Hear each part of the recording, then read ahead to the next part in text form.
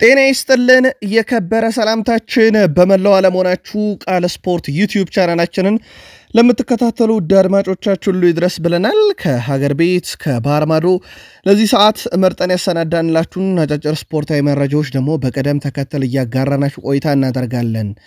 ውድ ቤተሰቦቻችን በዚህኛውም ጥንቅራችን የተወሰኑ ሀገራዊ ስፖርታዊ ጥንቅሮችን ይዘንላችኋል። ከባህር ማዶ ጣንላለን። በባህር ማዶ ስፖርት የመረጃ ክፍለ ጊዜያችን ዛሬ ሁለት ውድ ጨዋታዎች ይደረጋሉ። ውድ ቤተሰቦቻችን እነኚህ ጨዋታዎች ደግሞ የጣሊያን ሴሪ የ2024-25 የውድድር ዓመት ሻምፒዮንን የሚያውጁ ይሆናል ማለት ነው። ከነኚህ ጨዋታ ጋር በተያያዘ ሰፋ ያለ መረጃ እናደርሳችኋለን። ሴሪ ኤው በዛሬው ዕለት በዋንጫ አሸናፊ ረገድ ፍጻሜውን የሚያገኝ ሲሆን ቀሪ ጨዋታዎች ደግሞ በሳምንቱ መጨረሻ ከተደረጉ በኋላ የአውሮፓ ሻምፒዮንስ ሊግ ተሳታፊ ወራጅ ክለቦችን እንደዚሁ ምንለይበት ይሆናል። ከዚህም ጋር በተያያዘ ሰፋ ያለ መረጃን ይሰናል። በአውሮፓ ትልቆቹ ቡድኖችን የተመለከተም ወቅታዊ ጥንቅሮቻችን ዛሬም እንደተጠበቁ ናቸው። ወደ ቤተሰቦቻችን ማንቸስተር ዩናይትድ በአጠቃላይ በዚህ ክረምት ወደ 221 ሚሊዮን ዩሮ ከሽያጭ ለማግኘት አቅዷል። በርካታ ተጫዋቾች ለገበያ በቀረቡት ማንቸስተር ዩናይትድ ውስጥ አንድ ወሳኝ ተጫዋቻቸውም ቡድኑ ሊለቅ እንደሚችል ተረጋግጧል። ወደ ቤተሰቦቻችን ታማኝ የዜና ምንጮችም ተሰበር አረጋግጦታል። በርከት ያሉ የማንቸስተር ዩናይትድ ተጫዋቾች ከሩበን አሞሪም በተቃራኒ መቆማቸው ደግሞ በዩናይትድ ቤት ያለውን ውጥረት የከፋ እንዳያደርገው ስጋት አለ። ማንቸስተር ዩናይትድ በሊጉ ባሳዩት አቋም የ150 ሚሊዮን ፓውንድ ኪሳራም እንዳስተናገዱ ይታወቃል። በማንቸስተር ዩናይትድ በኩል ከዙር ጋርም በተያያዘ ሰፋ ያለ መረጃ ለዩናይትድ ደጋፊዎች እንደዚሁ ምናጋራችሁ ይሆናል። አርሰናል በስተመጨረሻም አጥቂ መርጧል። ወደ ቤተሰቦቻችን ሲጠበቅ ነበረ ቀጣይ አርሰናል 9 ቁጥር ማን ይሆናል በሚል በአንድሪያ ቤርታና በማይከል አርቴታ የሚመራው የአርሰናል የቀጣይ ክረምት የዝውውር መስኮት ከአሁኑ አጓጊነቱ እንደቀጠለ ነው። ከዚህ በፊት ስለ የኔ ስላልሆኑ ተጫዋቾች አልናገርም የሚሉት ማይከል አርቴታ አንድ ዝውውር ላይ ግን በገነምዳሜውም ቢሆን ሐሳባቸውን አጋርተዋል። ከዛ በተጨማሪ አርሰናል ኮንትራት በማራዘም ላይ ያሉ ተጫዋቾቹን ገዢ ከመጣ ግን አይኑን አያሽም እየተባለም ይገኛል። አርሰናል ደጋፊዎች ተጨማሪ መረጃ በዝውውር መስኮቱ እንደዚሁ ምናጋራችሁ ይሆናል። ሻምፒዮኖቹ ሊቨርፑል የመጨረሻ ጨዋታቸውን በዚህ ሳምንት በሴልኸርስት ፓርክ ያደርጉና ዋንጫውን ይረከባሉ። ከዚህ ጋር በተያያዘ ስሎትን እናነሳለን። ሊቨርፑልን እንደ ቡድን ስቴቨን ጄራርድ እንደዚሁም የቀድሞ ተጫዋቻቸው ጄሚ ካራገር እጅግ በጣም አነጋጋሪ መልእክትን በሊቨርፑል የመረጃ ክፍለ ጊዜ ለውድ አድማጮቻችን እንደዚሁ ምናጋራ ይሆናል። ኤንዞ ፈርናንዴዝ በሪያል ማድሪድ የሚፈለገው ተጫዋች ስለ ወቅቱ የባርሴሎና ተጫዋች የሚለን ነገር አለ እናስደምጣችኋለን። ከዛ በተጨማሪ ውድ ቤተሰቦቻችን ተወዳጁ የእንግሊዝ ፕሪሚየር ሊግ ያገኘናቸው የዝውውር መረጃዎች አሉ ምናስደምጣችሁ ይሆናል። ለየት ያለው ነገር ግን በዘንድሮ የውድድር ዓመት አርማቸው ላይ እንግዲህ በራሪ እንስሳ ያለ ክለቦች ዋንጫ እያነሱ ነው። አንድ ክለብ እኔም መቀየር ሳያስፈልገኝ አይቀርም ብሏል ዋንጫን ለማንሳት። ባርሴሎና ሪያል ማድሪድን የተመለከቱ ሰፋ ያሉ ስፖርታዊ ጥንቅሮችን በዚህኛውም የመረጃ ክፍለ ጊዜያችን ለእናንተ ውድ አድማጮቻችን ለዚሁ እያጋራናችሁ ቆይታ የምናደርግ ይሆናል። ደውል ጊዜው ላይክ እያረጋችሁ አበረታቱን። ለሀሳብ አስተያየታችሁ ግን አስቀድመን ምስጋናችን ይድረሳችሁ። ለዚሁ ቤተሰብ መሆን ካሻችሁ ሰብስክራይብ አድርጋችሁ ደውል ምልክቷን መጫን እንዳይረሳ። ዛሬም ስፖርታዊ ጥንቅሮቻችንን የምንጀምረው ሀገራዊ ጉዳዮችን በማስቀደም ይሆናል። ዛሬ በአዳማ ከተማ መካሄድ ይጀምራል የኢትዮጵያ ፕሪሚየር ሊግ የ31ኛ ሳምንት መርሃ ግብር። የወልዋሎ አዲግራት ዩኒቨርሲቲና የአርባ ምንጭ ከተማ ጨዋታ አንደኛው ተጠቃሽ ነው። ወልዋሎ አዲግራት ዩኒቨርሲቲ መውረዱን አረጋግጦም ለዚሁ አርባ ምንጭ ከተማ ደግሞ ከኢትዮጵያ ፕሪሚየር ሊግ ዋንጫ ተፎካካሪነት ወደ ላለመውረድ እንግዲህ ፍልሚያ ውስጥ ገብቷል። ሁለቱ ክለቦች ዛሬ በ31ኛ ሳምንት የኢትዮጵያ ፕሪሚየር ሊግ እንደዚሁ ጨዋታቸውን የሚያደርጉ ሲሆን ሌላኛው ጨዋታ ኢትዮጵያ ቡናን ከኢትዮጵያ መድን የሚያገናኝ ጨዋታ ነው። ኢትዮጵያ መድን በ9 ነጥብ ልዩነት የኢትዮጵያ ፕሪሚየር ሊግን ይመራል። ኢትዮጵያ ቡና ደግሞ ሁለተኛው ቡድን ነው በ51 ነጥብ። እንግዲህ ሁለቱ ክለቦች መካከል ዛሬ የሚደረገው ጨዋታ ደግሞ የዋንጫ አሸናፊውን ለማወቅ በሚደረገው ጥረት ላይ ትልቅ ፍንጭ ይሰጣል። መድን ካሸነፈ ነጥቡን ያሰፋል። ቡና ካሸነፈው ደግሞ ነጥቡን ወደ 6 ዝቅ ማድረግ ይችላልና ዛሬ በጉጉት የሚጠበቅ ጨዋታ ነው። ኢትዮጵያ ፕሪሚየር ሊግ ከዛሬ ግንቦት 15 እስከ ፊታችን ሰኞ ግንቦት 18 ቀን 2017 ዓ.ም እንደዚሁ ቀጥሎ የሚካሄድ ነው የሚሆነው። ከባህር ማዶ ወጣ ብለን ተጨማሪ ስፖርታዊ መረጃዎችን ደግሞ እናደርሳችሁ ቤተሰቦቻችን። ዛሬ በጣሊያን ሴሪኤ የዋንጫ አሸናፊው የሚለይበት ቀን ነው። ናፖሊ በ79 ነጥቦች ሴሪውን ይመራል። ኢንተር ሚላን በ78 ነጥብ ሴሪውን ይከተላል። የአንድ ነጥብ ልዩነት ነው ያለው። ዛሬ ኢንተር ሚላን አቻ ወጥቶ ናፖሊ የሚሸነፍ ከሆነ ሁለቱ ክለቦች ቀጣይ የፍጻሜ ጨዋታ ለማድረግ ይገደዳሉ። ሜዳው ደግሞ በእርግጠኝነት ኢንተር ሚላን ሜዳ ነው የሚሆነው። ምክንያቱም ከፍተኛ ግብ አስቆጣሪው ዘንድሮ ኢንተር ሚላን ስለሆነ። አታላንታ በ74 ነጥቦች በቀጣይ ውድድር ዓመት የአውሮፓ ሻምፒዮንስ ሊግ ትኬትን ሲቀርጥ መቁረጡን ሲያረጋግጥ፣ ዩቬንቱስ፣ ሮማ፣ ላዚዮ ደግሞ ቀጣይ ማን እነኚህን ክለቦች ተከትሎም የአውሮፓ ሻምፒዮንስ ሊግ ትኬትን ይቁረጥ በሚል ደግሞ በሳምንቱ መጨረሻ የሚያረጉት ጨዋታ እንደዚሁ የሚጠበቅ ነው የሚሆነው። መሪውን ናፖሊን እናስቀድም ወደ ቤተሰቦቻችን። ናፖሊ ከካግላሪ ዛሬ የሚደረገው አንደኛው ትልቅ ጨዋታ ነው። ሁለቱም ጨዋታዎች ምሽት 3:45 ሲል ይጀምራል። ናፖሊ በሴሪኤ ብቻ ባረጓቸው ባለፉት 5 ጨዋታ ሽንፈት የሚባል ነገር አልገጠማቸውም። 2 ጨዋታዎችን ናቸው ወጥቷል። ናፖሊያውም የመጨረሻ 2 ጨዋታዎችን ነው ባቻ ውጤት ያጠናቀቀው። ከዛ ውጭ የተቀሩትን ጨዋታዎች 3ቱን በድል አጠናቋል። ተጋጣሚውን ካግላሪ ከተመለከትን ባለፉት 5 ጨዋታ 2 ድል አላቸው። 3 ጨዋታዎችን ደግሞ በሽንፈት ደምድመዋል። ካግላሪ ምንም ፋይዳ የሌለውን ጨዋታ ነው ዛሬ የሚያደርገው። በርስ በርስ ግንኙነት የመጨረሻ 4 ግንኙነቶችን ነጥለን ከተመለከትን ናፖሊ 4-0 እና 2-1 ሲያሸንፍ 2 ጨዋታዎች ላይ ደግሞ በተመሳሳይ 1-1 በሆናቸው ውጤት አጠናቋል። ናፖሊ 40 ጊዜ ካግላሪ 14 ጊዜ ሲሸናነፉ 34 ጊዜ ደግሞ ሁለቱ ክለቦች እንደዚሁ አቻ መውጣት ችለዋል። በአጠቃላይ ዘንድሮ በሴሪ ያላቸውን ሪካርድ ከተመለከትን ናፖሊ ከጣሊያን ሴሪ የ37 ሳምንት ጉዞ ውስጥ 23ቱ ድል 10 አቻ 4ቱ ሽንፈት ሲሆኑ በካግላሪ በኩል በ37 ሳምንት የጣሊያን ሴሪ ጉዞ 9 ድል 9 አቻ 19 ሽንፈት እንደዚሁ አስተናግደዋል።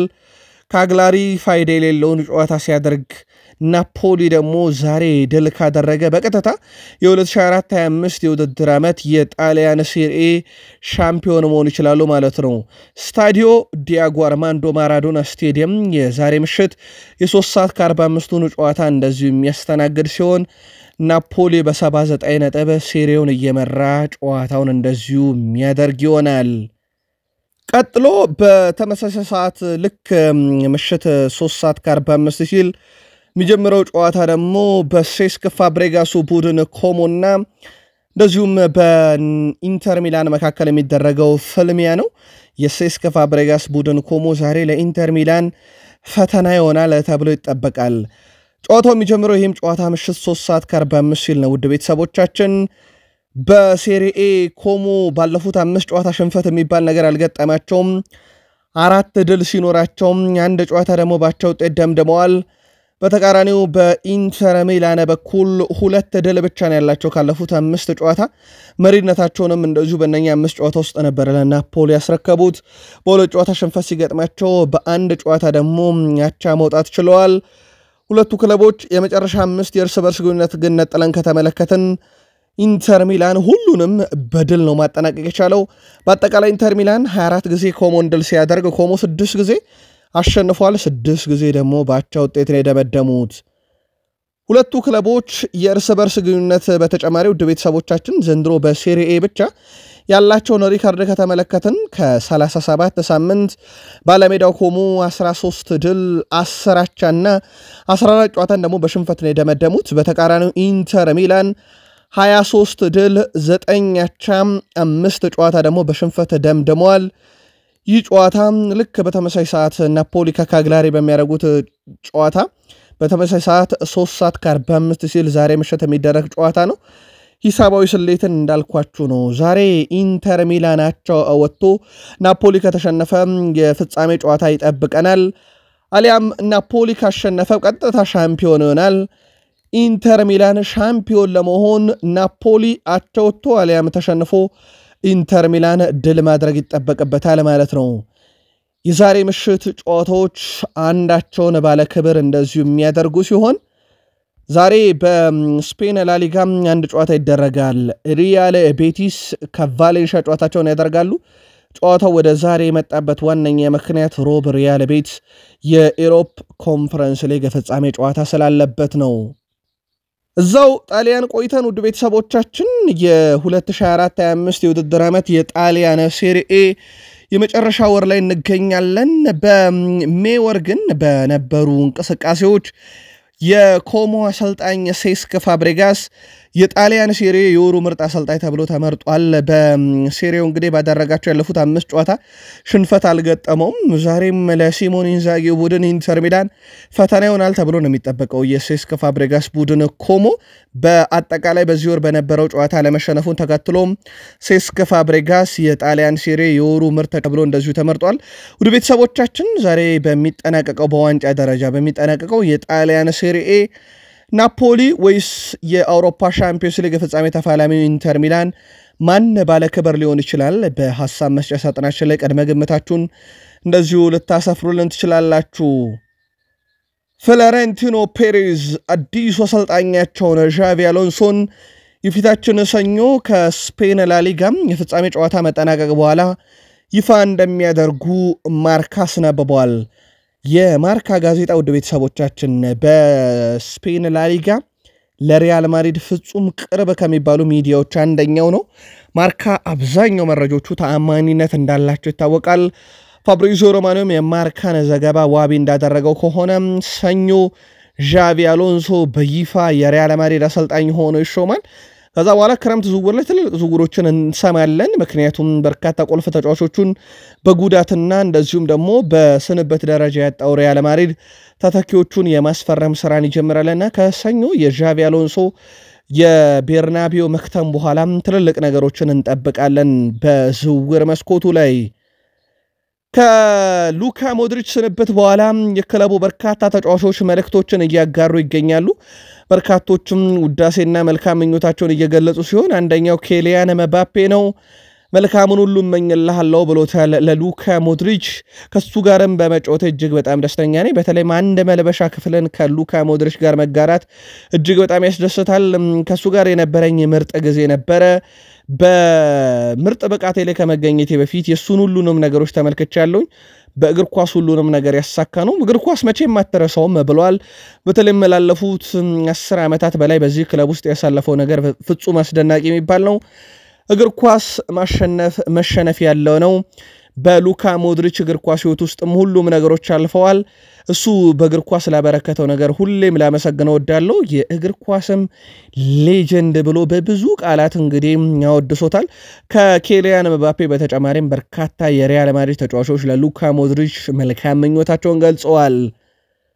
ሉካ ሞድሪች በትላንትናው ዕለት ሪያል ማድሪድን በአመቱ መጨረሻ እንደሚሰናበት ካረጋገጠ በኋላ 28 ዋንጫዎችን እስከዚህ ሰዓት ድረስ አንስቷል። የሪያል ማድሪድ የምንጊዜም በርካታ ዋንጫዎችን አሸናፊ ተጫዋች ነው። ዳኒ ካርቫል በ26፣ ኒኮ በ26፣ ከሪም ቤንዜማ 25 እንዲሁም ማርሴሎ በ25 ይከተላሉ። በሉካ ሞድሪች በኩል ግን የዓለም ክለቦች ዋንጫ የሚሳካ ከሆነ ወደ 29ኛ ዋንጫ ከፍ የሚያደርግ ይሆናል ማለት ነው። ስለዚህ ከፍተኛ ዋንጫንም በማንሳት በሪያል ማድሪድ እግር ኳስ ታሪክ የሚስተካከለው የለም። ዳኒ ካርቫሃል ሲቀር ውድ ቤተሰቦቻችን 2018 እጅግ በጣም አደገኛ የአውሮፓ ቡድን የነበረው ሪያል ማድሪድ ሁሉም ተጫዋቾች ይሰናበታሉ ማለት ነው። የዳኒ ካርቫሃልም እንግዲህ ከጉዳት መጥቶ በዓለም ክለቦች ዋንጫ ይጫወታል። እስከዚህ ሰዓት ድረስ እንግዲህ 3 ተጫዋቾች ከእግር ኳስ ዓለም ራሳቸውን አገልለዋል። ክሩስ፣ ቫራን እና ማርሴሎ። ሉካ ሞድሪች ይጠበቃል። ሮናልዶ እና ከሪም ቤንዜማ በሳውዲ አረቢያ ሊግ አሁንም እየተጫወቱ ይገኛሉ። ምናልባት በስፔን ላሊጋ ውስጥ እየተጫወተ የሚገኘው ኤስኮ ነው። ሌላው በትልቅ ደረጃ ልንጠራው የምንችለው የማንቸስተር ዩናይትዱን ካርሎስ ካዝሜሮን ብቻ ነው። ቀሪዎቹ በሌሎች የላቲን ሀገራት እየተጫወቱ ይገኛሉ። የ2018 የአስደናቂው ቡድን ግን የመጨረሻው ተጫዋች ለመሆን የሉካ ሞድሪች ቀጥሎ ዳኒ ካርቫሃልን እናገኛለን። ሪያል ማድሪድ የ2024-25 የውድድር ዘመንም የዓመቱ ምርጥ ተጫዋችን አሳውቀዋል። ፈረንሳይ የፊት ወሰር ተጫዋች ኬሊያን መባፔ የሎስ ብላንኮች የውድድር ዓመቱ ምርጥ ተጫዋች ተብሎ ተመርጧል። ኬሊያን መባፔ በውድድር ዘመኑ 29 የላሊጋ ግቦችን በማስቆጠር የሊጉ ከፍተኛ ግብ አግቢ ደረጃን እየመራ አንድ የስፔን ላሊጋ ጨዋታ ብቻ የሚቀረው ይሆናል። በተጨማሪም ኬሊያን መባፔ በሻምፒዮንስ ሊጉ 7 ግቦችን በማስቆጠር ማጠናቀቅ መቻሉ ይታወቃል። በዘንድሮ የውድድር ዓመት በግሉ እጅግ በጣም አስደናቂ የውድድር ዓመትን አሳልፏል። ግን ያለ አንድ ዋንጫም በሲዝን ደረጃ ጨርሶታል። የዓለም ክለቦች ዋንጫን ካነሳ ደግሞ በቀጣይ የሚጠበቅ ይሆናል። የሪያል ማድሪድ ቢ ቡድን ዋና አሰልጣኝ ራውል ጎንዛሌዝ ክለቡን ለመልቀቅ ማሰባቸውን ዘ አትሌቲክ አስነብቧል። የ47 ዓመቱ አሰልጣኝ ራውል ባለፉት 5 ዓመታት የሪያል ማድሪድ ቢ ቡድን በኃላፊነት መርተዋል። በሪያል ማድሪድ በተጫዋችነት ስኬታማ ጊዜን ያሳለፈው ራውል ጎንዛሌዝ 3 የሻምፒዮንስ ሊግና 6 የላሊጋ ዋንጫዎችን አሸንፈዋል። ለሪያል ማድሪድ 741 ጨዋታን ያደረጉት ራውል 323 ጎሎችን በማስቆጠር ከሮናልዶና ቤንዜማ በመቀጠል ሶስተኛው የክለቡ የምንጊዜም ከፍተኛ ግብ አስቆጣሪ። ራውል ጎንዛሌዝ ከዚህ በፊት በሻልክና በቪራሊያል በአሰልጣኝነት ስማቸው በስፋት ሲነሳ ነበረ። ራውል የመጨረሻ ዓመቱ ላይ ይገኛል እየተባለ ነው በሎስ ብላንኮች ቢ ቡድን ውስጥ። የካታላኑ ክለብ ባርሴሎና ብራዚሊያን ፊት ወሰር ተጫዋች ራፊኒያን ኮንትራት ለተጨማሪ ዓመታት ማራዘማቸውን በትላንትናው ዕለት ይፋ አድርገዋል። ብራዚል የፊት ወሰር ተጫዋች ራፊኒያ በባርሴሎና እስከ 2028 የሚያቆየውን የ3 ዓመት ኮንትራት ነው የተፈራረመው።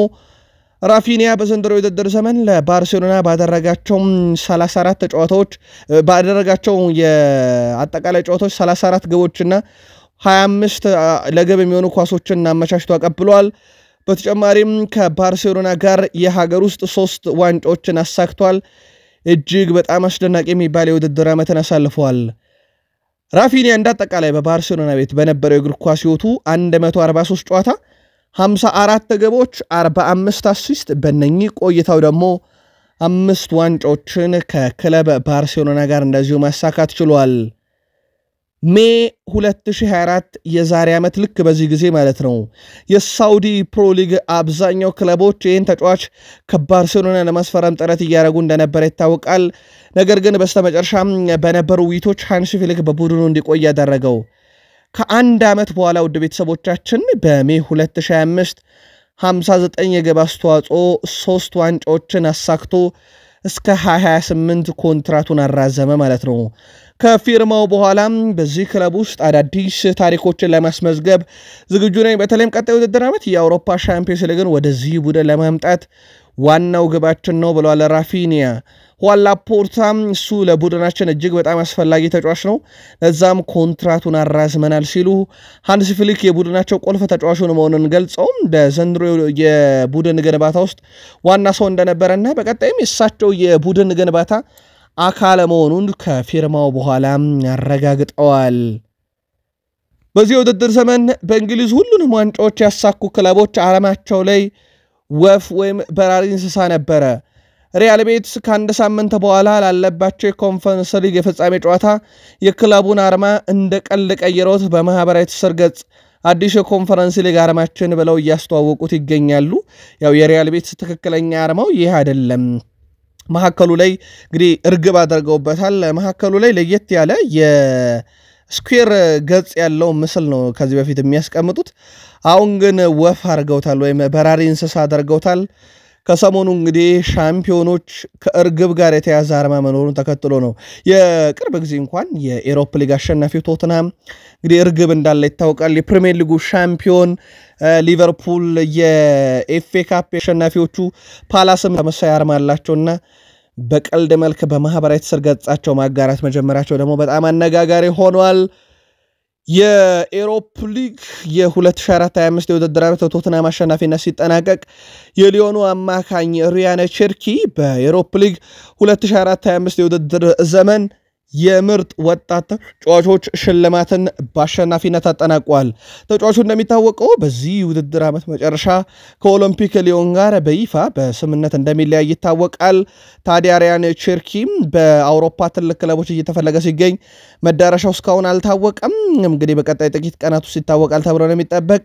የዩሮፓ ሊግን ምርጥ ወጣት ተጫዋች ተብሎ ተመርጧል። ቃል ስፖርት ዩቲዩብ ቻናላችን ላይ ትገኛላችሁ። ከሀገር ቤት እስከ ባህር ማዶ የተመራረጡ ስፖርታዊ ጥንቅሮችን እያጋራናችሁ እንገኛለን። ከተወዳጁ የእንግሊዝ ፕሪሚየር ሊግ ታላላቅ ክለቦች ብቻ ወዳገኘናቸው ዕለታዊ መረጃዎቻችን እንሻገር። በድጋሜ ከቃል ስፖርት ዩቲዩብ ቻናል ጋር መልካም ቆይታ ተመኘን። ተወዳጁ የእንግሊዝ ፕሪሚየር ሊግ የፊታችን እሁድ ፍጻሜን ያገኛል። ውድ ቤተሰቦቻችን እንደተለመደው እሁድ በአንፊልድ ሮድ ስቴዲየም ሊቨርፑሎች ባለክብር ይሆናሉ ወይም ዋንጫውን ይረከባሉ። የመጨረሻው ጋርድ ኦፍ ሆነር ሲጠብቃቸዋል። አርሰናል ቼልሲ ካደረጉት በኋላ በተመሳይ እንግዲህ በፓላሶችም በዚህ ሳምንት ይደረጋል። ፕሪሚየር ሊጉ የሚጠናቀቅ ሲሆን የኤፍኤ ካፕ አሸናፊዎቹ ፓላስ ለፕሪሚየር ሊጉ አሸናፊ ሊቨርፑል የክብር አቀባበል እንደሚያደርጉ ማስታውቋል። የሊጉ መዝጊያ ጨዋታም ቶፕ 5 ውስጥ የትኞቹ ክለቦች ይጨርሳሉ ነው ከዚህ በኋላ የሚያጓጓው። 10 ጨዋታዎች በተመሳሳይ ሰዓት እሁድ ሲደረጉ ውድ ቤተሰቦቻችን ከ10ሩ ጨዋታ ግን 5ቱ ስቴዲየሞች ውጥረት ይበዛቸዋል ተብሎ ይጠበቃል። ምክንያቱ ደግሞ 5ቱ ስቴዲየሞች ላይ የሚደረጉ ጨዋታዎች ቀጣይ የውድድር ዓመት የአውሮፓ ሻምፒዮንስ ሊግ ትኬት ተቆራጩን ስለሚለዩ ማለት ነው። እስካሁን በተወዳጁ የእንግሊዝ ፕሪሚየር ሊግ ሊቨርፑል፣ አርሰናል እና ቶትናም የአውሮፓ ሻምፒዮንስ ሊግ ትኬትን መቁረጣቸውን ሲያረጋግጡ ቀሪ 3 ቡድኖች ደግሞ የፊታችን እሁድ ሜይ 25 በመጨረሻው ቀን የሚታወቁ ይሆናል። ከዙር ጋር በተያዘ ኒካስል ዩናይትዶች ዱሳን ቪላሆቪችን ለማስፈረም የሚደረገውን ጥረት አሁንም እየመሩት ይገኛሉ። ትልቅ ፈተና የዱሳን ቪላሆቪች ፈላጊ አርሰናልም ኖቲንጋም ፎረስትም ዩናይትድም ይባላሉ። ነገር ግን እስካሁን አንድም ጥረት ያደረገ ቡድን የለም። ኒካስልም በፍላጎት ደረጃ ነው። እንደሚታወቀው ዩቬንቱሶች ደግሞ ተጫዋቹን በአመቱ መጨረሻ ለመሸጥ ፍላጎት አላቸው። ዱሳን ቪላሆቪች 192,000 ዩሮ ሳምንታዊ ደሞዝ አለው። ይህ ነገር ደግሞ ለኒካስል ዩናይትድ ላይ ያልተመረጠ ጉዳይ ሆኗል። በእርግጥና አርሰናልም ማንቸስተር ዩናይትድም አሁን ባላቸው የዝውውር ፖሊሲና ሳምንታዊ ደሞዝ የመክፈል ሁኔታ አንጻር ይህ ደሞዝ ለሌሎቹ ምርጫ ይሆናል ተብሎ አይታሰብም። ኒካስል ዩናይትዶች ምን ያህል ጥረት ያደርጋሉ በሚለው ደግሞ በቀጣይ የሚጠበቅ ይሆናል። በሰን ሁንግሚን በኩል ዘንድሮ የዋንጫ ባለቤት ይሁን እንጂ ባለፉት 10 ዓመታት ውስጥ ዋንጫን ለማንሳት የተቃረበባቸው ብዙ አጋጣሚዎች ነበሩ። 2017 ሁለተኛ ሆነው ጨርሰዋል። 2019 የአውሮፓ ሻምፒዮንስ ሊግ በሊቨርፑል ተነጠቁት። 2021 ላይ የሊግ ካፕ የፍጻሜ ተፋላሚ ነበሩ። እነኚህ 3 አጋጣሚዎች ሁሉ ሻምፒዮን አላረኳላቸው በኋላ ነበረ በኤሮፓ ሊግ በዚህ ሳምንት ዩናይትድን ካሸነፉ በኋላ የሰን ሁንግሚን የ10 ዓመት ጥበቃ በዋንጫ እንዲፈጸም ያደረገው። በክለቡ ቆይታው ነገር እርግጥ አይደለም እስከዚህ ሰዓት ድረስ ወደ ቤተሰቦቻችን ግን ቢያንስ ዋንጫን ማሳካት የቻለበት ዓመት ሆኗል። ሰን ሁንግሚን ዋንጫ ማንሳቱን ተከትሎም በርካታ ሌጀንዶች ከቶትናም ሆትስፐርስ በተጨማሪ ሰን ሁንግሚንን እየጠቀሱ መልካም ምኞታቸውን ገልጸውለታል ወይም ደስታቸውን ገልጸዋል። ከዚህ ውስጥ አንደኛው የቀድሞ የቡድን አጋሩ ሃሪ ኬን ይጠቀሳል። ቶትናም ክለብ በታሪኩ ያሸነፋቸው የዋንጫ ብዛቶች እንግዲህ በአጠቃላይ 25 ደርሰዋል። በ3 ዩሮፓ ሊግ ዋንጫ፣ 2 የፕሪሚየር ሊግ ዋንጫ፣ 4 ሊግ ካፕ ዋንጫ፣ 8 የኤፍኤ ካፕ ዋንጫ፣ 1 የአውሮፓ አሸናፊዎች ዋንጫ፣ 7 የኮሚቴ ሺልድን ዋንጫ ያሳካ ቡድን ነውና በአጠቃላይ የዋንጫ ድምሩን ካየን 25 ደርሷል። እንደውም ቶትናም በቅርብ ዓመታት ውስጥ በስኬት ደረጃ ተቀዛቀዘ እንጂ በእንግሊዝ ፕሪሚየር ሊግ ጥሩ ተፎካካሪ የነበረ ቡድን ነው። በእርግጥ አሁንም ቢሆን የቢግ 6 ክለብነትን ስፍራ የያዘ ቡድን ነው። በሰሞኑ ደግሞ በአቋራጭ የአውሮፓ ሻምፒዮንስ ሊግ ትኬትን እንደቆረጠም ይታወቃል። በቶትናም አሸናፊነት በተጠናቀቀው የዘንድሮ የኤሮፓ ሊግ የአውሮፓ የፍጻሜ ጨዋታ ላይ ምርጥ የነበረው ክርስቲያን ሮሜሮ የዘንድሮ የኤሮፓ ሊግ የዓመቱ ምርጥ ተጫዋች ተብሎ ተመርጧል። የቶትናሙ ተከላካይ ስፍራ ተጫዋች ክርስቲያን ሮሜሮ የውድድር ዓመቱ የኤሮፓ ሊግ ምርጥ ተጫዋች ተብሎ ሲመረጥ በዚህ ውድድር ዓመት በአጠቃላይ ምርጥ እንቅስቃሴ ባደረገው የቶትናም ቡድን የፍጻሜም ጨዋታ ምርጡ ተጫዋች እሱ እንደነበረ ይታወቃል። ኤሮፓ ሊጉ ላይ እንግዲህ በወጣት ተጫዋች ሪያን ቸርኪን ያደረስናችሁ ኤል ካቢኒ ከኦሎምፒያኮስ፣ ዋተርስሆፍ ከቦዶ ጊሊሜት፣ ብሩኖ ፈርናንዴስ ከማንቸስተር ዩናይትድ 7 ግቦችን በማስቆጠር የኤሮፓ ሊጉ ከፍተኛ ግብ አስቆጣሪም እንደዚሁ ሆነው ያጠናቀቁበት መሆን ችሏል። በአጠቃላይ ኤሮፓ ሊጉ ሲጠናቀቅ በእንደዚህ አይነት መልኩም ነበረ። ኤንዞ ፈርናንዴዝ ምርጡ ተጫዋች ነው ተብሎ ተጠይቆ ነበር በቼልሲ ውስጥ የተቻለኝ ሁሉ እያደረኩ ገኛለሁ በተለይም በዘንድሮ ውድድር ዓመት ዋናው ግባችን ኮንፈረንስ ሊግ እና የመጨረሻውን የኖቲንግሃም ፎረስት ጨዋታ ማሸነፍ ነው ብሏል ለዛ የተቻለኝ ሁሉ አደርጋለሁኝ ብሏል ምርጡ ብቃቴን አውጥቼ እጠቀማለሁ ብሏል በዚህ ሰዓት ግን በዓለማችን ላይ በቦታው ምርጡ ተጫዋች ማን ነው ተብሎ ሲጠየቅ የባርሴሎናው ፔድሪ ብሏል የባርሴሎናውን ፔድሪ በጣም ነው የምወደው በዚህ ሰዓት በአማካኝ ስፍራ ተጫዋች ላይ ምርጡ ተጫዋች ሲል አወድሶታል ምናልባት በዚህ ደረጃ በአውሮፓ ውስጥ ሊጠቀስ የሚችል ተጫዋች ፔድሪ ነው ብላችሁ ታስባላችሁ የኤንዞ ፈርናንዴዝ ምርጡ ፔድሪ ሆኗል የናንተን ልታደርሱን ትችላላችሁ ውድ ቤተሰቦቻችን አርኔ ስሎት ስለ ሳላህ ተጠይቀው ነበር የሱ መመዘኞች ከፍ ያሉ ናቸው እናም በሚቀጥሉት ሁለት የውድድር ዓመታት ውስጥ ከፍተኛ የሆነ ብቃቱን ይቀጥላል በዚህም ተስፋ አደርጋለሁ ብሏል ወደ ቡድኑ ሲመጡ መጀመሪያ ካነጋገሩ ተጫዋች ሳላህ አንደኛው ነበር በተለይ ቡድኑ ውስጥ የተለየ ሚና እንዲኖረውና ቀሪ ተጫዋቾችን እንዲመራም የተጠየቀው እሱ ነበር በቡድኑ ውስጥ የተለየ ነገር ያደርጋል ብዬ ተስፋ አደርጋለሁ ትንሽ ጎል ቢያስቆጥርም ወይም ትንሽ አሲስት ቢያደርግም አሁንም ውጤታማ የውድድር ዘመን ይኖራል ብሏል እኔ ሳላህ ነው ቆለው የበለጠ ለማሳካት የሚችለውን ሁሉ ያደርጋል ለሊቨርፑል ብዙ ዋንጫዎችን ለማሸነፍ በየቀኑ ጠንክሮ ይሰራል ብለዋል የመጨረሻ ጨዋታ ላይ ሁለት አሲስት ካረገም የነ ቴሪ ዳንኤል ሆነሪን የነ ኬቨን ደብሩይነን ሪካርድ ይጋራል ተብሎ ይጠበቃል ከሁለት በላይ አሲስት ደግሞ ብቸኛው ተጫዋች ያደርገዋል 28 ግብ አስቆጥሮ 18 አሲስት እንዳለ ይታወቃል ብዙ ሻምፒዮንስ ሊግ 6 ብዙ ፕሪሚየር ሊግ 20 ብዙ የዩሮፕ ሊግ ዋንጫን 3 ሊቨርፑልን በታሪክ ይስተካከሉታል እንጂ የሚበልጡት አንድም ክለብ የለም ከቶተንሃም ጋር 3 ተጋርቷል ከዩናይትድ ጋር ፕሪሚየር ሊጉን በ20 ተጋርቷል የእንግሊዝ ፕሪሚየር ሊግ ሻምፒዮኑ ሊቨርፑል በመጨረሻው ጨዋታ ላይ ክብሩን የሚቀናጅ ይሆናል የገርሞ ተጫዋቻቸው ስቴቨን ጄራርድ ከዚህ ጋር በተያዘ የሊቨርፑል ተጫዋች ሆኜ ህልሜን በመኖሬ ምን ያህል እድለኛ እንደሆንኩ ሳስበው ይደንቀኛል ሁሉንም ነገር እንደገና ደግሜ ባደርግ እመኛለሁ ወደ 17 ዓመት ተመልሼ ብጫወት ራሱ አሁንም ዳግም ምርጫዬ ሊቨርፑል ነው ሲል ተደምጧል ለሊቨርፑል ያለው ነገር እጅግ በጣም ከፍ ያለ እንደሆነ ይታወቃል ስቴቨን ጄራርድ በሊቨርፑል እግር ኳስ ታሪክ ውስጥም በተለይም የዛች የኤስ ሚላን የአውሮፓ ሻምፒዮንስ ሊግ ምሽት ምትረሳ አይደለችም በዋንጫው ጉዞም ላይ ወሳኙ ተጫዋች ነበር ጄሚ ካራገር ለሊቨርፑል ሲጫወት 7ኛ ደረጃ ላይ ሆኜ ሳጠናቀቅ ከቤቴ መውጣት ሁሉ በጣም ያሳቀቀኝ ነበር ብለዋል አሁን ግን እነኛ ክብሮች ሁሉ የተሸረሸሩባቸው አንዳንድ ክለቦች ፕሪሚየር ሊጉ ላይ የማይታመን ደረጃ ማሳለፍ ጀምረዋል ብለዋል በተለይም 16ኛ ላይ የሚጨርሱ ቡድኖች አሉ አሁን ላይ ያ በእኛ ዘመን የሚታሰብ አይደለም ብሏል እኛ በሊቨርፑል መለያ 7ኛ ሆነን ጨርሰን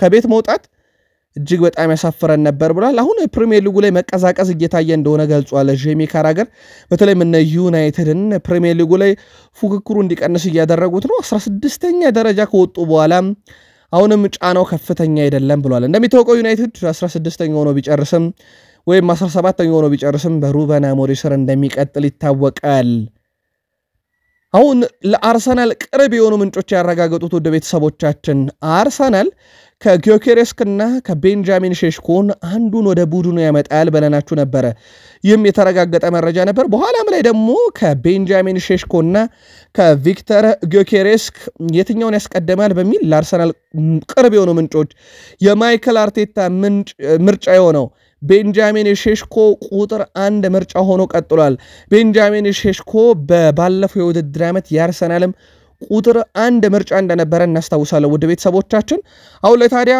ውሳኔውን አግኝቷል አርሰናሎች በቀጣይ ክረምት ቁጥር 1 ምርጫቸው ሼሽኮ ሆኖ ስራዎችን ይሰራሉ ተብሎ ይጠበቃል ያ ማለት ግን የቪክተር ጊዮኬሬስክ ጉዳይ አብቅቷል ማለት አይደለም ቁጥር 1 እና ቁጥር 2 ምርጫቸው ተለይቷል ማለት ነው በርከት ያሉ የአርሰናል ደጋፊዎች እኔንም በጣም ያስገረመኝ ነገር ምናልባት ካለው የግብ ብዛት አንፃር ጊዮኬሬስክን ይመርጣሉ በያሰበ ነበር ግን የአርሰናል አብዛኛው ደጋፊ በሐሳብ መስጫ ሳጥናችን ላይ ከቪክተር ጊዮኬሬስክ ይልቅ ቤንጃሚን ሼሽኮ ለአርሰናል ተመራጩ ተጫዋች ይሆናል ሲሉ ሐሳባቸውን ሲያጋሩን ነበር ዴቪድ ኦርኔስቴ ሮድሪጎን በአርሰናል መለያ ልንመለከተው እንችላለን ወይ ተብሎ ተጠይቆ ነበር ታማኙ የስፖርት ጋዜጠኛ ከሚባሉት ውስጥ አንደኛው ነው የዘ አትሌቲኩ ዴቪድ ኦርኔስቴ አርሰናል እሱን ለማስፈረም ፍላጎቱ እንዳለው አረጋግጧል።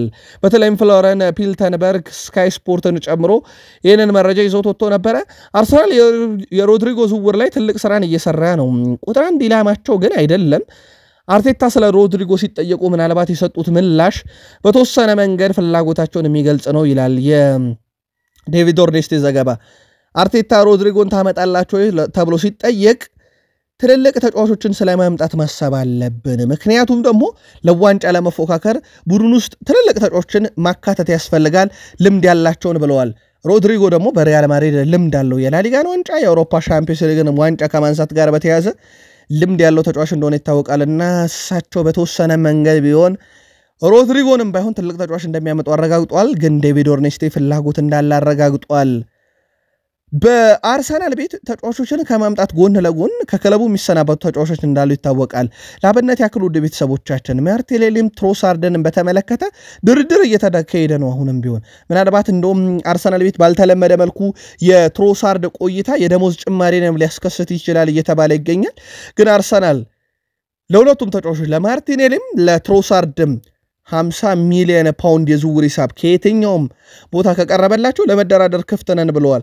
ተጫዋቾቹ ምናልባት ክለቡን በዚህን ያክል ደረጃ ለመልቀቅ ፈቃደኛ ናቸው ወይም ደግሞ 50 ሚሊዮን ፓውንድ ያቀረበው ክለብ ከሳውዲ ከሆነ ሊሄዱ ፈቃደኛ ናቸው የሚለው ደግሞ ዝውውሩ ላይ ትልቅ የራሱ ተጽዕኖ ይኖረዋል።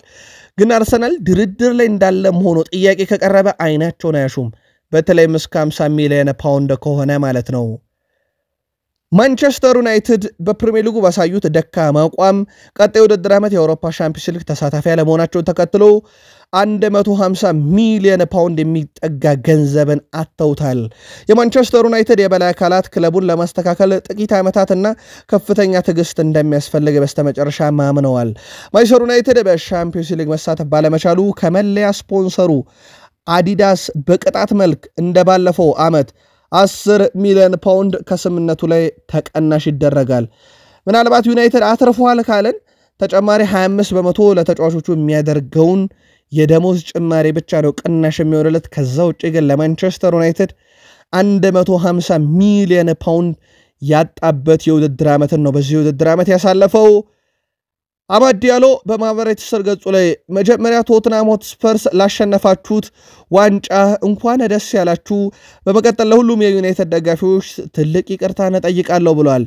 ይህ ተቀባይነት የሌለው ሲዝን ነበረ፣ ያንን ማንም አይክድም፣ ነገር ግን ሜዳ ላይ ሁሉንም ተነሳሽነት ይዘን ነው የምንገባው ብለዋል።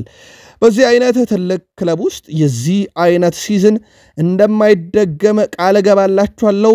ለሰጣችሁን ድጋፍ እናመሰግናለን። ምንም ቢፈጠር ምንም ነገር ቢሆን ሁሌም ከጎናችን ከመቆማችሁ አንጻር ባረጋችሁት ነገር ከልብ እናመሰግናለን። ቀርታችሁ አታቁም በችግራችን ጎን። እናም ምስጋናና ይቅርታን አቀርባለሁ ብሏል። እኔ አንድ ነገር በዚሁ አጋጣሚ ለዩናይትድ ደጋፊዎች በዚሁ ለማንሳት ያክል ከአማድ ዲያሎ ንግግር ውስጥ በዚህ አይነት ትልቅ ክለብ ውስጥ የዚህ አይነት ሲዝን አይደገምም ቃል እንገባለን ብለዋል። ባለው ስብስብ ብቻ በነ አማድ ዲያሎ ወይም አሁን በዚህ ውድድር ዓመት ባሳለፈው ስብስብ አሊያም ደግሞ የትኞቹን ተጫዋቾች ጨምሮ ማንቸስተር ዩናይትድ ዲያሎ እንዳለው የማይደገም ዓመት ማሳለፍ ይችላል። ዩናይትድ የግል መልከታችሁን ዩናይትዳውያን አጋሩን። ብሩኖ ብዙ ዋጋ ይከፍላል፣ ይታገላል፣ ያለውን ነገር ሁሉ ሰጥቶ ይጫወታል። እንዲሁም እንግዲህ በማንቸስተር ዩናይትድ ውስጥ ብዙ ነገሮችን ለማድረግ ዝግጁ የሆነው ተጫዋች ይመስለኛል ብሏል። ራፋኤል የቀድሞ የማንቸስተር ዩናይትድ የተከላካይ ስፍራ ተጫዋች ፋቪዮ የሚባል ወንድም ነበረው። እንደውም በአንድ ወቅት ራፋኤል በቀይ ካርድ ሲወጣ አሰልጣኙ የፋቪዮን መለያ አለበሰውት ራፋኤልን ያጫውቱልን ብለው ዩናይትድያን በአንድ ወቅት እንግዲህ ሲቀልዱ ነበረ። በጣም የሚመሳሰል ወንድም አለው። በተለይም የቀኝ የመከላከል ኮሊደር ላይ በጣም ወሳኙ ተጫዋች ነበረ። የአሁኖቹ ተጫዋቾች ወደ ክለቡ ሲመጡ ሁሉንም ነገር የሚያውቁ መስሏቸውና የመሪዎች ምክር እንደማይሰሙ ይሰማኛል። ብሩኖ ፈርናንዴዝ ለቡድኑ ታጋይ ነው፣ ሌሎቹ ግን መታዘዛቸውን እርግጠኛ አይደለውም ብለዋል ራፋኤል። ማን ዩናይትድ በአጠቃላይ በዚህ ውድድር ዓመት ከአስቸጋሪው ሲዝን በኋላ ክረምት ላይ አብዮት ይጠበቃል። ማንቸስተር ዩናይትድ ሆይሉንድን እስከ 40 ሚሊዮን ፓውንድ፣ ጋርናቾን እስከ 55 ሚሊዮን ፓውንድ፣ ራሽፈርድን 40 ሚሊዮን ፓውንድ፣ አንቶኒን 32 ሚሊዮን ፓውንድ፣ ሳንቾን 25 ሚሊዮን ፓውንድ። አጠቃላይ ከተመለሰ ነው ሳንቾ ባይመለስም ይህን ገንዘብ ያገኙታል። ካዜሜሮን 15 ሚሊዮን ፓውንድ፣ ማላሲያን 8 ሚሊዮን ፓውንድ፣ ባይንደርን 6 ሚሊዮን ፓውንድ፣ አጠቃላይ 221 ሚሊዮን ፓውንድ ከነኚህ ተጫዋቾች ማግኘት ይሻሉ። በነዛ ከክለቡ የሚለቁት ሌንድሎፍ ኤሪክሰን ሂተን ዓመታዊ የደሞዝ ቁጠባ ከነኚህ ተጫዋቾች እና በአጠቃላይ 86.5 ሚሊዮን ፓውንድ ያገኛል። ማንቸስተር ዩናይትድ 221 ሚሊዮን ፓውንድ ከሽያጭ 86.5 ሚሊዮን ፓውንድ ከደሞዝ ቁጠባ 95 ሚሊዮን ፓውንድ ንጹህ ትርፍ ይኖረዋል ማለት ነው። ይህ ዩናይትድንም ከኪሳራ በብዙ መንገድ ይታደጋል። እንግዲህ በብልሃት ከተሰራም በዚህ ክረምት ከ400 ሚሊዮን ፓውንድ በላይ ለዝውውር በጀት ማትረፍ ይችላል ማለት ነው ማንቸስተር ዩናይትድ። ቀጣይ ክረምት ደግሞ ቡድኑን እንዴት ይታደጉታል የሚለው የሚጠበቅ ነው የሚሆነው። ሪያል ቤቲሶች ግን በማንቸስተር ዩናይትድ ለአንቶኒ የተለጠፈበትን የዝውውር ሂሳብ በተለይም ወደ 32 ሚሊዮን ፓውንድ አካባቢ ወደ 32.5 ሚሊዮን ፓውንድ አካባቢ ይጠጋል መክፈል ላይችሉ እንደሚችሉ ነው መረጃዎቹ እየወጡ የሚገኙት። አሁን በውሰት እዛው ሪያል ቤቲስ ቢገኝም ነገር ግን በቀጣይነት ይህ ተጫዋች ከማንቸስተር ዩናይትድ ከተለጠፈበት ሂሳብ አንጻር ትልቅ ክለቦች መዳረሻው ሊሆን ይችላል ተብሎ ይጠበቃል። አትሌቲኮ ማድሪድ እና የጣሊያን ሴሪ ኤ ትልቅ ክለቦች የተጫዋቹን ሁኔታ በቅርብ ርቀት እየተከታተሉ እንደሆነ ይታወቃል። በዘንድሮ ብቃቱም ለብራዚል ብሔራዊ ቡድን ጥሪ ሊደረግለት እንደሚችል ነው መረጃዎቹ እየወጡ የሚገኙት። ለዩናይትድ ትልቅ ትርፍ ሊያስገኙ ይችላሉ ከሚባሉ ተጫዋቾች አንደኛው እንደሆነ ይታወቃል። ከሰሞኑ ከማንቸስተር ዩናይትድ ጋር ሰጣ ገባ ውስጥ የገባው ጋርናቾ ክለቡን እንደሚለቅ ነው እንግዲህ ፋብሪዚዮ ሮማኖ በፊት ገጹ ላይ ያስነበበው። በተለይም በወቅታዊ ሁኔታ ምክንያት እስከ 55 እና 60 ሚሊዮን ዩሮ ማንቸስተር ዩናይትድን ለመልቀቅ የተቃረበ ብሎታል። ሩበን አሞሪ ጋር በገባው ሰጣ ገባ ምክንያት በተለይ ማንቸስተር ዩናይትድ ለኢሮፕ ሊጉ መድረስ ምክንያት ነበርኩኝ፣ በፍጻሜ ጨዋታ ለምን 20 ደቂቃ ብቻ እንደተጫወትኩኝ አይገባኝም ካለ በኋላ ሩበን አሞሪ እግር ኳስ እንደዚህ ናት ብለውን እንደ ለተጫዋቹ ምላሻቸውን የሰጡት። በርካቶች ግን የተቃወሙት ነበረ የተጫዋቹን ተጠባባቂ ወንበር መኖር። አሁን ግን ለሽያጭ ይቀርባል። 55 እስከ 60 ሚሊዮን ዩሮ ለተጫዋቹ ዝውውር የቀረበ ነው። በዚህ ሁኔታ ግን ዜርኪዚ ምናልባትም ጋርናቾ የሚለቅ ከሆነ በቡድን ውስጥ ይቀጥላል፣ ቦታውን እሱ ሊወስደው እንደሚችልም ነው መረጃዎች እየወጡ የሚገኙት። በርከት ያሉ የማንቸስተር ዩናይትድ ተጫዋቾች ሩበን አሞሪ ባጫወቱ ላይ በጣም ከመጠን ያለፈ የራስ የመተማመን ስሜት እንዳለው ይሰማቸዋል። ገና በህዳር ወር ለተረከበው ቡድን የማይመጥና ጨዋታ ላይ እምነት እንዳለው እና ቡድኑ አደጋ ውስጥ ሊገባ እንደሚችል ያምናሉና አምነው ነበርና በርከት ያሉ የዩናይትድ ተጫዋቾች ከሩበን አሞሪ ግን በተቃራኒው መቆማቸው እየተዘገበ ይገኛል። እንደ ምክንያት የተነሳው ደግሞ ወደ ቤተሰቦቻችን ቡድኑን ዋጋ እያስከፈለው ነው ይህ አይነት አጫወት በሚል ነው። ናም ሩበን አሞሪ የጨዋታ ፍልስፍናቸውን እንደማይቀይሩ አስረግጠው የተናገሩትና ማንቸስተር ዩናይትድ እንግዲህ በሷ አጫወት እስከ 100 ሚሊዮን ዩሮ ዋጋ እንደከፈለበት ያምናሉና በተለይም በኤሮፓ ሊግ ፍጻሜ ጨዋታን ጨምሮ ዘንድሮ በፕሪሚየር ሊጉ በዚህ ደረጃ ይዞ ለማጠናቀቅ የሩበን አሞሪ ፍልስፍና ጥያቄ ምልክት ውስጥ አስገብቶ ነበረ። መከራከሪያ የሆኑት ሩበን አሞሪ ፍልስፍናቸውን ቀይረው ከተጫዋቾቹ ጋር የሚሄድ አይነት ፍልስፍናን መጠቀም ነበረባቸው የሚል ሲሆን ሩበን አሞሪ ደግሞ ፍልስፍናን ከመቀየር ተጫዋቾችን ባለማመድ ይሻለኛል ማለታቸው ይገለጻል። ለማንኛውም የዩናይትድ ተጫዋቾች ግን ከሩበን አሞሪ ከአንድ ፍልስፍና ጋር የሙጥኝ ማለትን እንዳልወደዱት ነው ታማኙ የዜና ምንጭ ፋብሪዚዮ ሮማኖ በራሱ ያስነበበው። ዛሬ ከረፍት መልስ የኢትዮጵያ ፕሪሚየር ሊግ በ31ኛ ሳምንት ወልዋሎ ዓዲግራት ዩኒቨርሲቲ ከአርባ ምንጭ ከተማ ኢትዮጵያ ቡና ከኢትዮጵያ መድን ሲጫወቱ በጣሊያን ሴሪ ዛሬ ጣሊያን ሴሪ 38ኛ ሳምንት የዋንጫ አሸናፊውን ለመለየት ኮሞ ከኢንተር ሚላን ምሽት 3:45 ናፖሊ ከካግላሪ ምሽት 3:45 ጨዋታቸውን ያደርጋሉ። ዋንጫው በሁለቱም ስቴዲየም ይኖራል ተብሎ ይጠበቃል። አሊያም ደግሞ ለሁለቱም ስቴዲየም ቅርብ በሆነ አቅጣጫ ላይ ይቀመጣል። ከዛም በሄሊኮፕተር ሊጓዝ ይችላል ተብሎ ይጠበቃል። ውድ ቤተሰቦቻችን ናፖሊ ካሸነፈ በቀጥታ ሻምፒዮን ሆናል። ኢንተር ሚላን የናፖሊን ውጤት ተከትሎ ካሸነፈ ሻምፒዮን ሊሆን ይችላል። የምሽቱ ጨዋታ በጉጉት ይጠበቃል። በስፔን ላሊጋም የመጨረሻ ሳምንት ጨዋታ ሪያል ቤቲስ ከቫሌንሺያ ዛሬ ጨዋታቸውን ያደርጋሉ። ዛሬ የሚደረግበት ምክንያት ደግሞ ሪያል ቤቲስ የኤሮፕ ኮንፈረንስ ሊግ ጨዋታ ረቡዕ ምሽት ከቼልሲ ጋር ስለሚያደርግ ይሆናል ማለት ነው። ውድ ቤተሰቦቻችን ቃል ስፖርት ዩቲዩብ ቻናላችን ከሀገር ቤት እስከ ባህር ማዶ ስሙልን ብለን መርጠን ያሰናዳልናችሁ ስፖርታዊ ጥንቅር ፍጻሜው እዚህ ጋር ነው የሚሆነው። ከጥቂት ደቂቃዎች በኋላ ተጨማሪ ስፖርታዊ ጥንቅሮችን ይዘን ዳግም እንመለሳለን። እንደ ሁልጊዜው ግን ላይክ አድርጋችሁ አበረታቱን። እጅግ በጣም ከልብ እናመሰግናለን። ለወዳጅ ዘመዶቻችሁም ሼር ስላደረጋችሁ በሐሳብ መስጫ ሳጥናችን ላይ የዛሬ ጨዋታ ግምቶቻችሁን አሊያም በፕሮግራማችን ይዘን ስለምትደግፏቸውም ክለቦች አጋሩን። ከጥቂት ደቂቃዎች በኋላ ስንመለስ የእናንተን ሐሳብ አስተያየትም እንደዚሁ ዋቢ አድርገን መረጃዎችን ይዘን ስለምንመለስ ማለት ነው። ዛሬ ሳምንቱ መጨረሻ አርብ የአሰልጣኞች ጋዜጣዊ መግለጫን ከጥቂት ደቂቃዎች በኋላ አካተን ነው የምንመለሰው። ለነበረን ጊዜ ግን ከእውነት ከልብ አመሰገን። ሰናይ ቀን፣ መልካም የሳምንቱ የመጨረሻ ቀን ይሆንላችሁ።